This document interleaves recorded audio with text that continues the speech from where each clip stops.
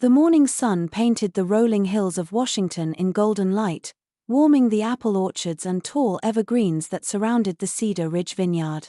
I pulled my denim jacket tighter around my shoulders as I made my way up the stone path, the weight of my son's wedding gift envelope heavy in my purse.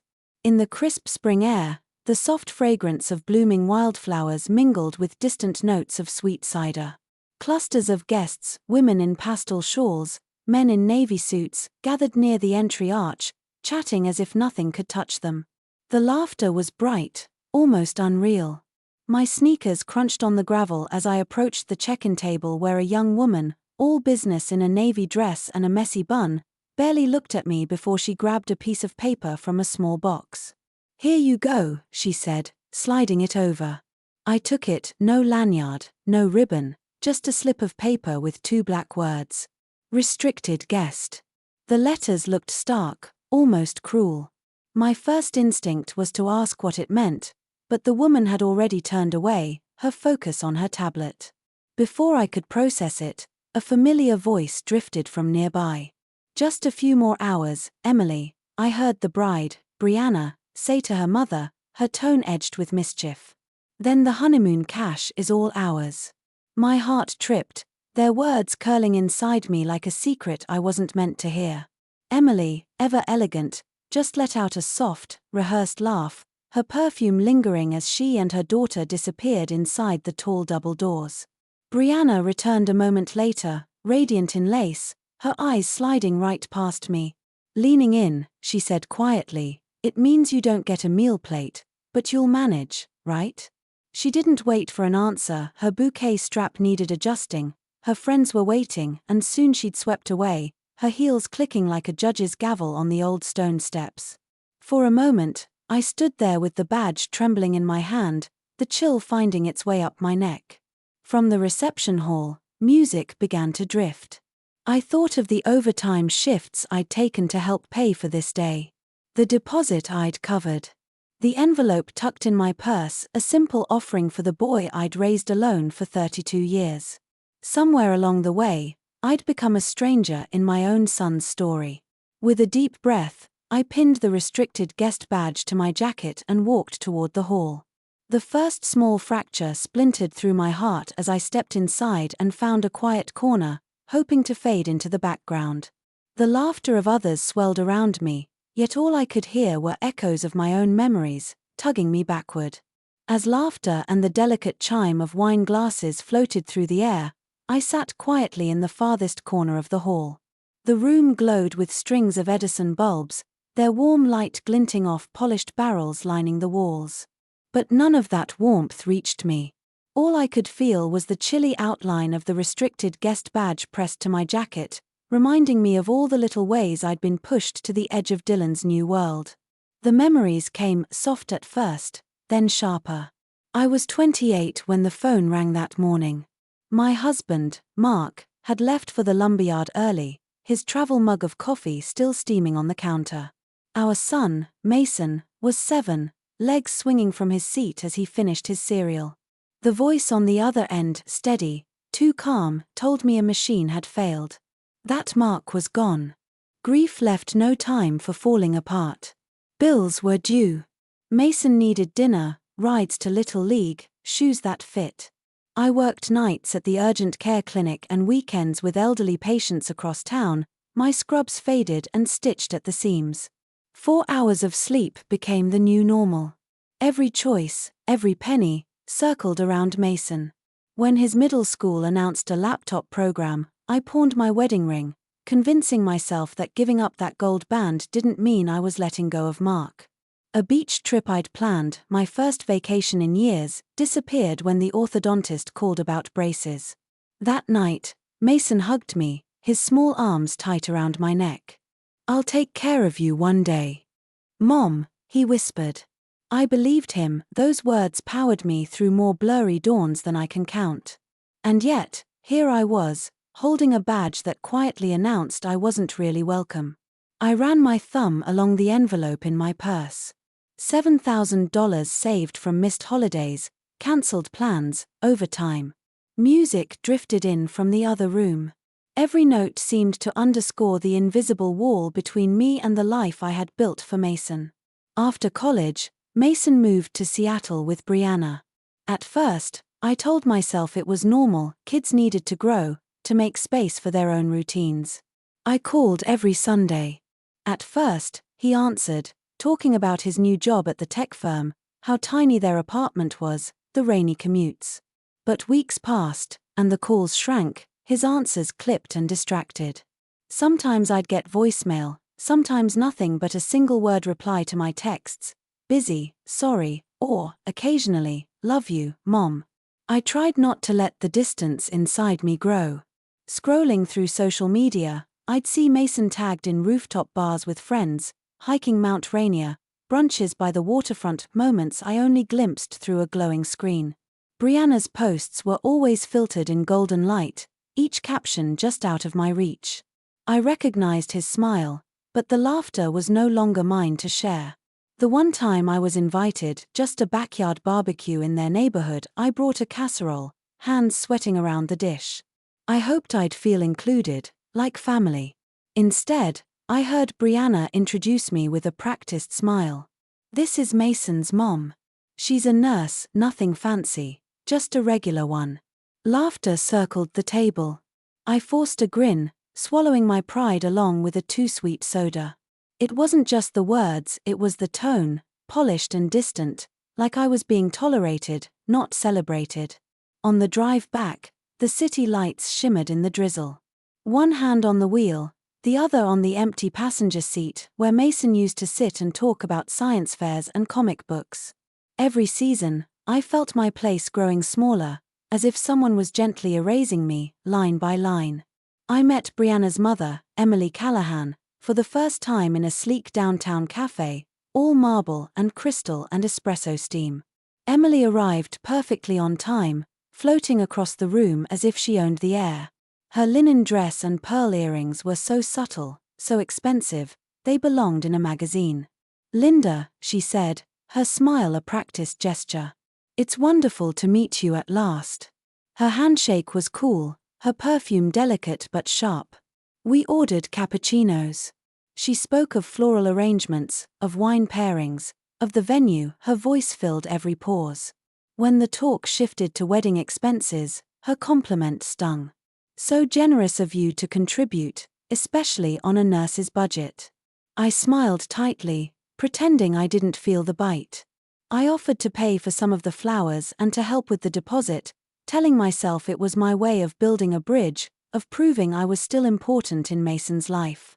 Maybe, I thought, if I just kept giving, I'd find my way back into the center of his world. We said our goodbyes. Emily air-kissed my cheek, the echo of her perfume following me out to my car. All the way home, I tried to shake the anxiety from my chest. Weddings are stressful, I told myself. People say things they don't mean. Surely this day would bring us closer, not push me farther out.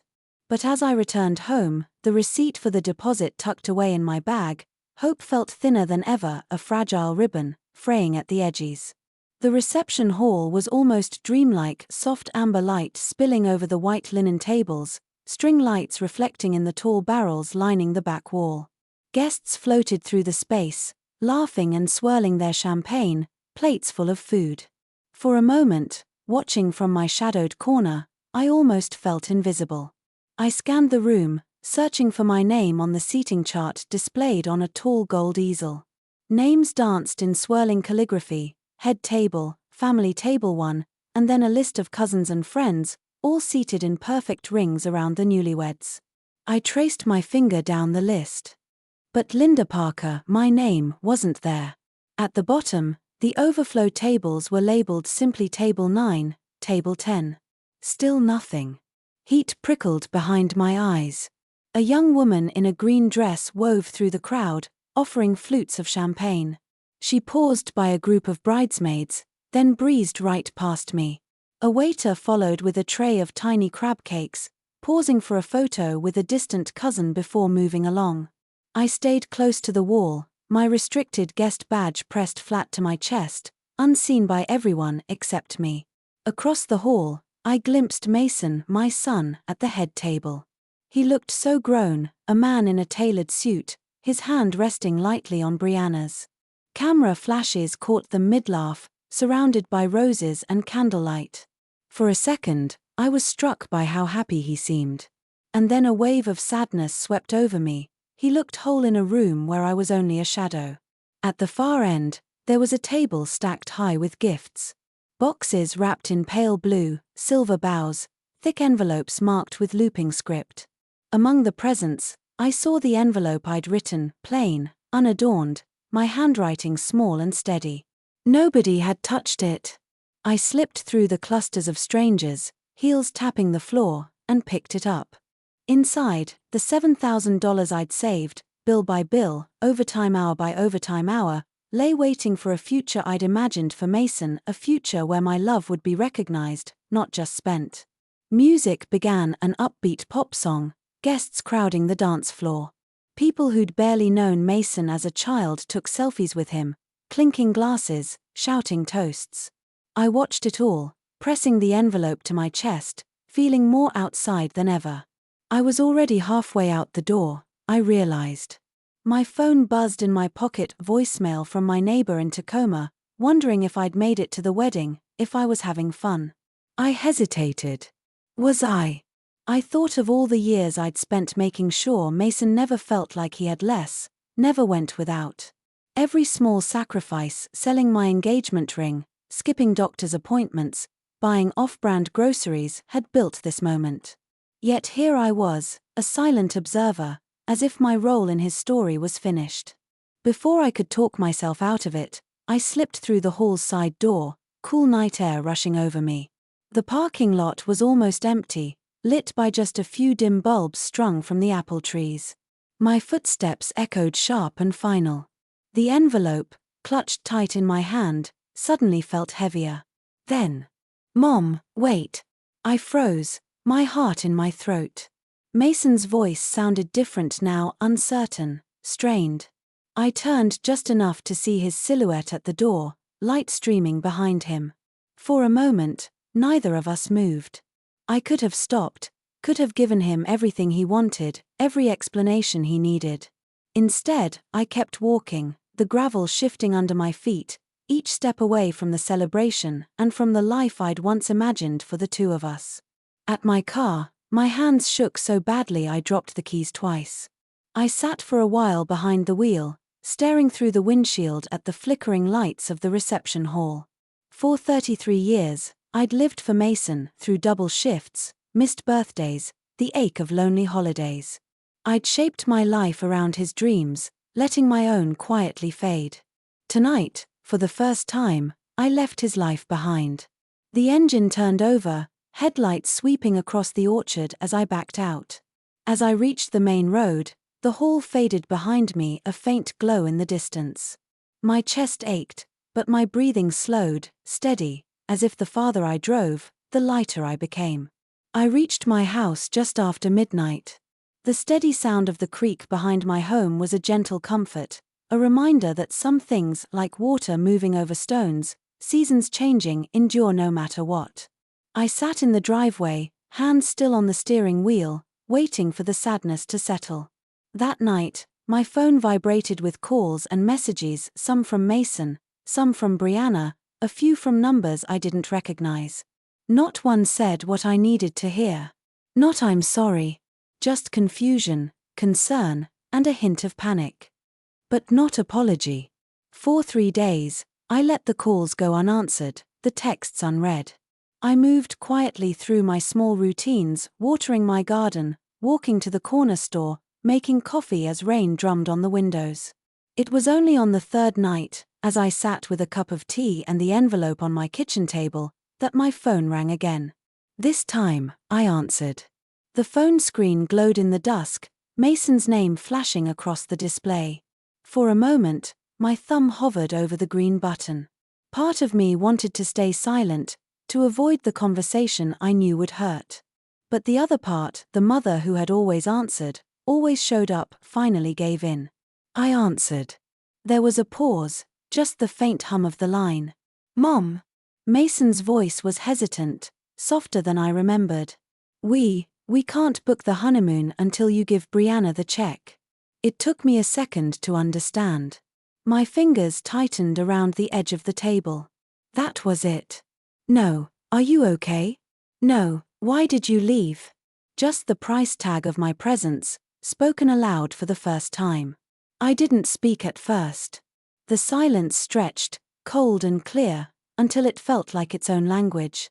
"If I give again," I said slowly, my voice almost steady, "it'll be with contracts, not hope." He inhaled sharply. "Mom, come on, it's not like that." "It's exactly like that," I replied, my hand shaking just slightly. "You wanted the money, not the mother. And I'm done playing that part." Mason was silent. The quiet was heavier than any argument. For the first time, I sensed the realization settling. Some version of me, the one who gave without question, was gone.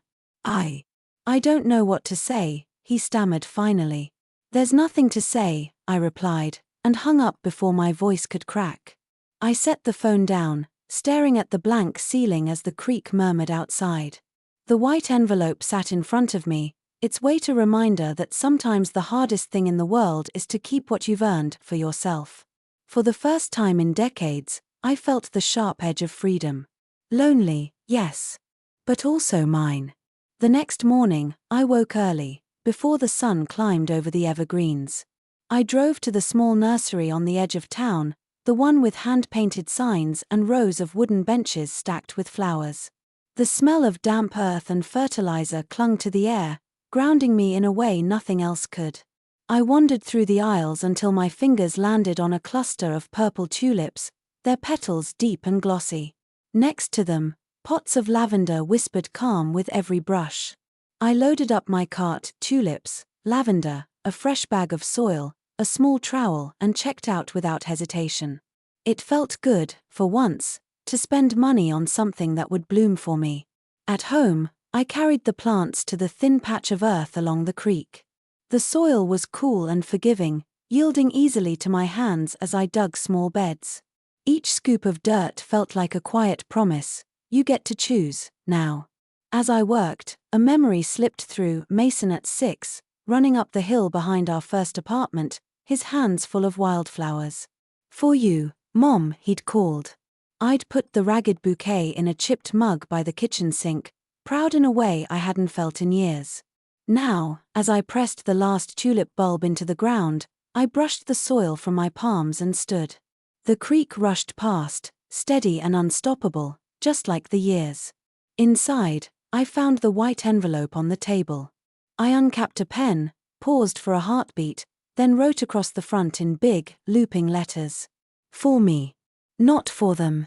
I slid it into the back of my desk drawer and stood for a long moment at the window, watching the water. The flowers would bloom without permission, without apology. Maybe, for the first time, I would too. 2 weeks passed, slow and gentle.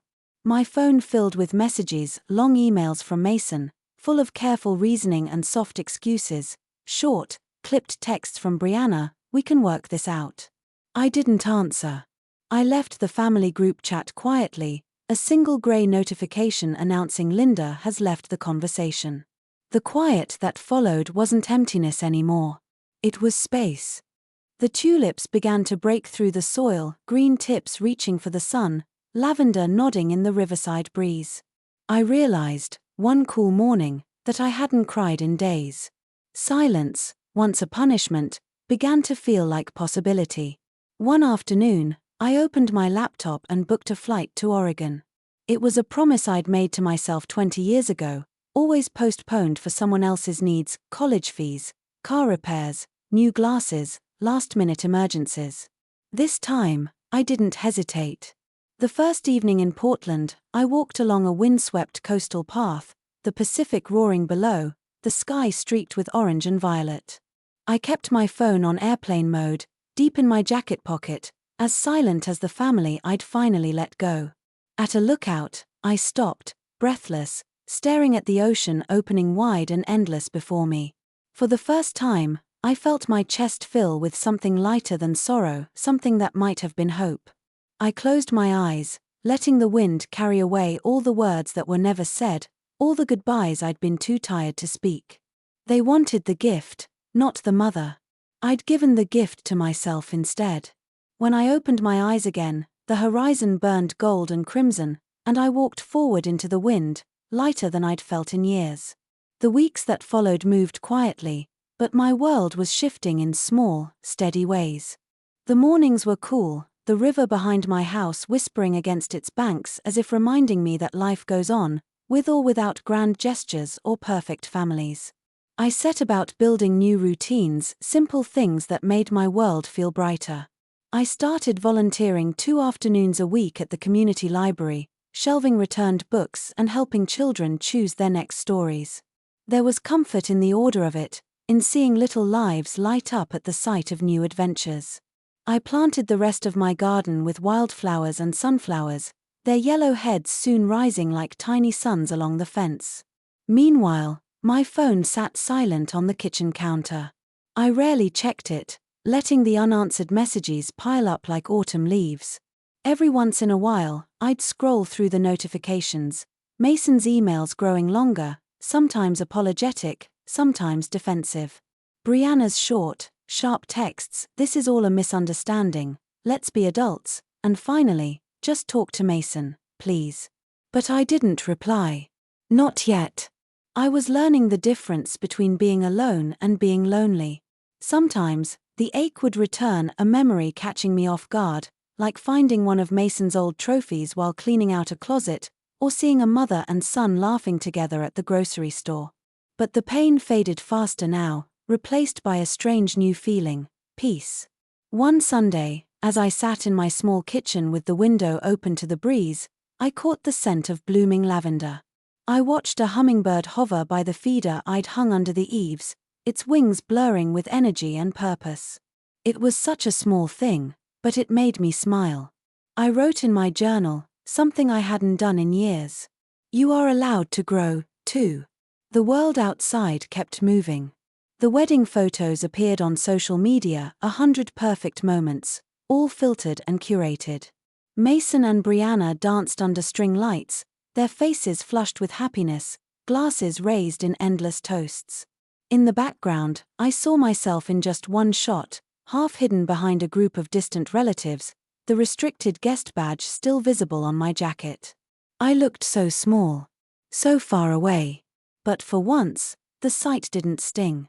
Instead, I felt a quiet satisfaction. I was there not for the applause or the photos, not even for the recognition, but because I had loved Mason enough to give him the best start I could.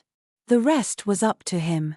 A few days later, I received a letter in the mail, addressed in Emily Callahan's elegant handwriting. Dear Linda, I know you may not want to hear from me, but I wanted to express my appreciation for your support throughout the wedding planning process. I realize that some decisions may have been difficult for you, but please know that your contributions were truly valued. Best. Emily Callahan. There was no apology. No mention of the seating chart, the badge, or the quietly cutting remarks in the cafe. Just a polite, distant thank you. I read the letter once, then folded it and slipped it into a drawer with the other things I was learning to let go. Some bridges don't need to be burned. Some just don't need to be crossed again. Later that week, as I weeded the garden, my neighbor, Mrs. Ramirez, stopped by with a basket of fresh tomatoes. Haven't seen you in a while, she said, wiping her hands on her jeans. Everything okay? I smiled, really smiled, for the first time in a long time. Yes. Everything's okay. She looked at my garden, tulips, lavender, sunflowers blooming against the old fence. Looks like you're making a fresh start, she said. I nodded. I guess I am. That afternoon, I allowed myself a small celebration. I baked a peach cobbler, using the last of the season's fruit. The smell filled the house, sweet and familiar. I sat on the porch as the sun dipped low, eating warm cobbler and sipping tea, the river's song a gentle backdrop. For the first time, I truly believed I could move forward. Not as someone's mother, or someone's guest, or someone's afterthought, but simply as myself. Linda Parker. A woman who had given everything, and finally learned to keep something for herself. As summer turned to fall, I traveled more short trips to places I'd always wanted to see. I spent a weekend in the Olympic National Park, hiking mossy trails and breathing in the crisp pine air. Another weekend, I visited a friend in Bend, Oregon, drinking coffee on her back porch and laughing until our sides ached. Each journey felt like reclaiming a piece of my old self, or maybe meeting someone new entirely. One morning, as I stood in my kitchen, the phone rang again. This time, I answered not out of duty, but because I wanted to see who I was, now, when faced with the past. It was Mason. His voice was quieter than I'd ever heard it. "Mom," he said. "Can we talk? Not about the money, or the wedding, or any of it. Just, you and me."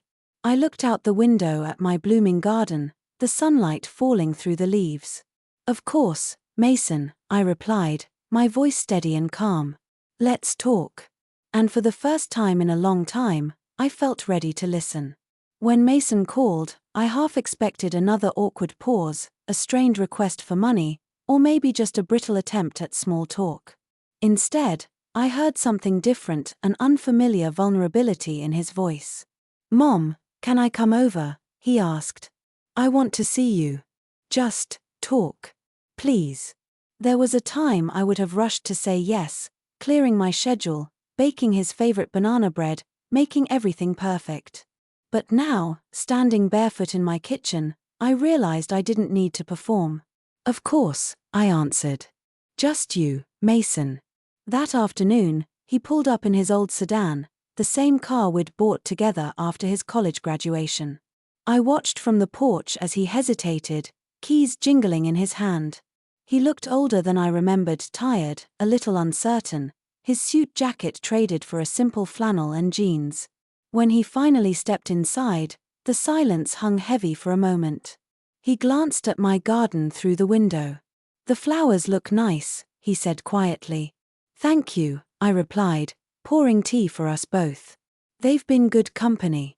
He smiled, but the sadness lingered in his eyes. "I guess I should start with, I'm sorry, Mom. For the way things happened at the wedding.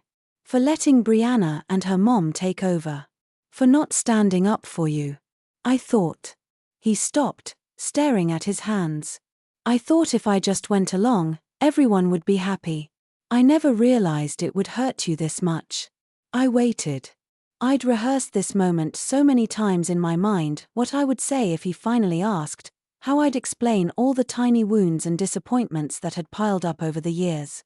But now, faced with my grown son, I felt only a calm ache. "It wasn't just about the wedding, Mason," I said. "It was years of being slowly pushed to the edge. Of watching you build a new life and realizing there wasn't space for me in it.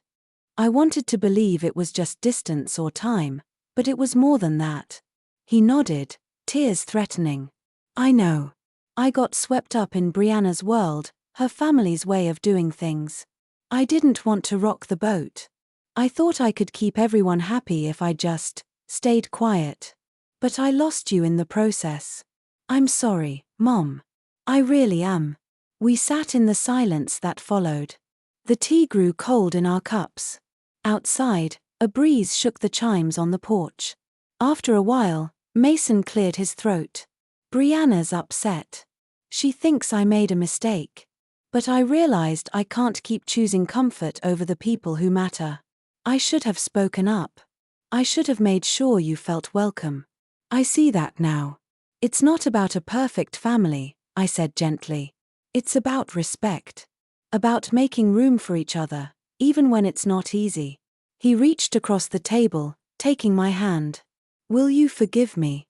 I don't expect things to go back to how they were, but I want you in my life, Mom. I want to do better." Tears slipped down my cheek, but I didn't hide them. "I want that too, Mason. But I need you to understand, being your mother isn't about what I can give, or what I can pay for. It's about being seen. About being respected." He nodded, squeezing my hand. "I get it.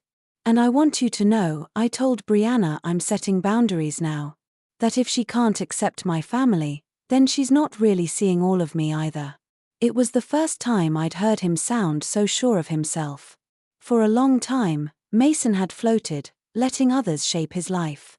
Now, I saw the man he was becoming, a little bruised, a little wiser, and finally ready to take responsibility. We talked for hours that afternoon. About memories from his childhood, the little victories and the big heartbreaks, about the future, and what it could look like if we both chose ourselves, even while choosing each other. He asked questions about my garden, my job, my plans for traveling. I realized, with a jolt, that this was the first time in years he'd really listened. As dusk fell, Mason stood and wrapped me in a long, fierce hug. "Thank you for not giving up on me," he whispered. "I never did," I said, smiling through my tears. "But I finally learned not to give up on myself, either." He left as the stars blinked on over the river, promising to call next week to visit again soon, not out of obligation, but because he wanted to. That night, for the first time in a long time, I slept soundly. In the morning, the sunlight poured over my blooming flowers, and my phone chimed with a simple message from Mason. "Love you, Mom." I replied. "Love you too, Mason. Always." And this time, I believed it could be enough. Life after that conversation felt subtly different, like a door had finally swung open and let in a breath of clean, new air. There were no grand apologies from Brianna or her family, no cinematic reunions, but there was a slow, patient rebuilding between Mason and me. And for the first time, I didn't try to force the story into a happy ending, I simply let things unfold. Fall painted the trees along the river in bursts of orange and red. My garden, now full of sunflowers, lavender, and wild tulips, became a small sanctuary, a living reminder that beauty can spring from even the hardest beginnings. Neighbors dropped by more often. Mrs. Ramirez brought pumpkin bread, and the little girl from next door sometimes helped water the flowers, telling me stories about her school day as if I'd always been part of her world. I started saying yes to new experiences, too. I joined a book club at the library, where we discussed mysteries and memoirs over strong coffee and homemade cookies. I hiked local trails with a group of women who'd also seen their children grow up and drift away. There were dinner potlucks, lazy Sunday afternoons at the farmer's market, laughter around bonfires as the evenings grew cold. Sometimes I would pause and marvel at how much I'd let my identity shrink to fit inside the role of Mason's mother. Now, I was rediscovering all the other parts of myself: friend, neighbor, gardener, reader, traveler, simply Linda. As winter crept closer, Mason kept his word. He called every week, sometimes dropping by with groceries or a box of pastries. Our conversations grew deeper, more honest. Once, he asked if he could bring Brianna. "I want her to see the real me," he said, "and the real us." The first time Brianna visited, she looked uneasy, hovering in the doorway. I welcomed her with a smile and a cup of tea. She glanced around my kitchen at the cheerful disarray, the recipe cards stained with years of use, the vase of fresh lavender by the window. "I'm sorry," she said, voice small but real. "For everything. I think I was scared you'd judge me, or that I wouldn't measure up. I tried to control everything because I was anxious. I see now how much that hurt you, and Mason, too." Her words didn't erase the past, but they softened it. "Thank you," I said. "We're all just figuring it out. Maybe next time, let's do it together." From that day, things were never perfect, but they were genuine. We set new boundaries, shared new traditions. Mason and Brianna joined me for Sunday dinners, sometimes bringing a pie from the market, sometimes just themselves. There were board games, silly jokes, and, slowly, laughter. When holidays came around, I no longer worried about invitations or badges. I hosted my own gatherings, full of warmth and second chances. Some friends and neighbors, those who had seen me struggle, noticed the changes, too. At the annual winter market, Mrs. Ramirez squeezed my hand and said, "You look happy, Linda." Really happy. And I was. Sometimes, when the creek outside my window shimmered under the winter sun, I'd remember the woman I'd been tired, unsure, giving everything for love and getting lost in the process. Now, I saw her as someone brave. Not because she sacrificed, but because she learned to choose herself. One evening, as snow began to fall and the world hushed under its quiet blanket, I sat with Mason by the fire. He watched the flames for a long moment, then turned to me. "Mom, do you regret any of it? All those years? All that giving?" I thought of the nights spent worrying, the sacrifices, the heartbreak, but also the laughter, the small joys, the blooming garden, the second chances. "No," I said finally, a smile tugging at the corners of my mouth. "I don't regret loving you. I only regret not loving myself a little sooner." He leaned in, resting his head on my shoulder, just as he had when he was a boy. The fire crackled, the snow fell, and the house felt full not just of people, but of hope. Outside, the tulip bulbs slept under the frozen earth, waiting for spring. Inside, I felt the same, resting, rebuilding, ready to bloom again. And that was enough.